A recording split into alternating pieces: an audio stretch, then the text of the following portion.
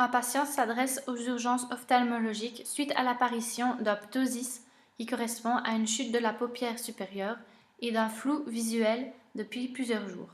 Cela est associé à une douleur fronto-orbitaire d'apparition progressive et d'intensité croissante depuis la veille. Le patient se plaint également de ne pas pouvoir tourner les yeux vers l'intérieur, le haut et le bas. On ne relève chez lui aucun antécédent particulier.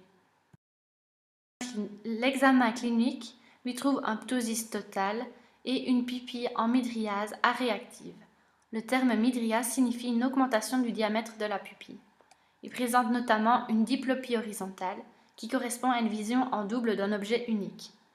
Il existe une exotropie externe spontanée, c'est-à-dire un défaut du parallélisme des axes visuels. Tout cela est associé à un déficit oculomoteur dans les regards en adduction en haut et en bas. On relève également une paralysie de l'accommodation qui provoque un gêne à la vision de près. Le médecin décide de réaliser un scanner cérébro-orbitaire associé à un angioscanner cérébral qui va permettre de mettre en évidence un anévrisme situé à la naissance de la communicante postérieure. Ces scanners permettent de confirmer le diagnostic d'une ophtalmoplégie douloureuse droite intrinsèque et extrinsèque qui est révélatrice d'un anévrisme de l'artère communicante postérieure homolatérale. Un anévrisme est une dilatation localisée de l'artère. Cette dilatation va comprimer un nerf responsable de l'innervation de la plupart des muscles de l'œil aboutissant à l'ophtalmoplégie, c'est-à-dire à une paralysie des muscles de l'œil. Voici le schéma qui mène au diagnostic de notre patient. Je vais maintenant le détailler. L'anévrisme se situe au niveau de l'artère communicante postérieure ou encore appelée PICA. Celle-ci fait partie du polygone de Willis. Elle relie l'artère cérébrale postérieure à l'artère carotide interne juste en amont de sa bifurcation en artère cérébrale moyenne et antérieure. Du point de vue histologique, PICA a une intima, une média et une adventice. Au niveau cérébral, les artères sont de calibre moyen à parois minces. Elles possèdent une adventice fine et pauvre en fibres élastiques. Elles sont donc peu extensibles, ce qui est logique puisqu'il faut éviter le risque de dilatation qui engendrerait une augmentation de la pression intracrânienne potentiellement dangereuse pour la personne. En effet, la boîte crânienne est inextensible. L'anévrisme va donc comprimer un nerf suivant le trajet de la pica. Il s'agit du nerf 3 ou nerf oculomoteur. C'est le seul nerf moteur de l'œil qui contient des fibres motrices somatiques et viscérales. Il innerve la plupart des muscles de l'œil. Au niveau de l'organe de la vision, on retrouve une oculomotricité extrinsèque et une oculomotricité intrinsèque.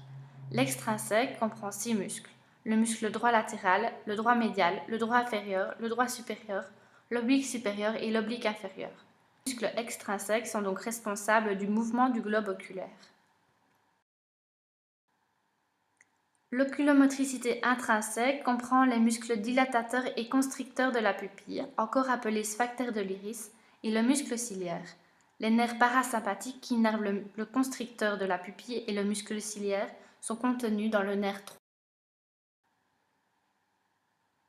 Le contingent somatique oculomoteur du nerf 3, pour l'oculomotricité extrinsèque, innerve le muscle releveur de la paupière supérieure. Cela engendre un ptosis lorsque le nerf est atteint. Et il innerve également les muscles droit supérieur, médial inférieur et oblique inférieur. Si le nerf est atteint, l'œil est dévié vers le bas, en dehors, ce qui correspond à un strabisme ou exotropisme.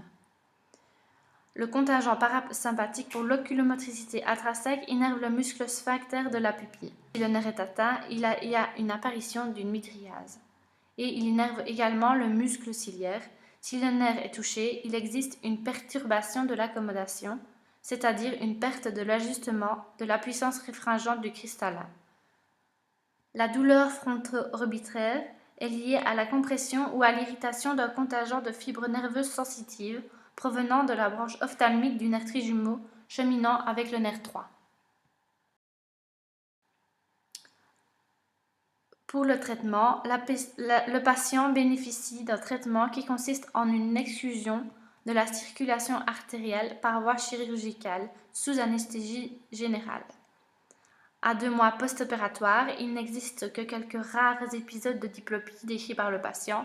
Le ptosis a disparu, les pupilles sont réactives et symétriques, et la mobilisation du globe oculaire est possible dans toutes les directions.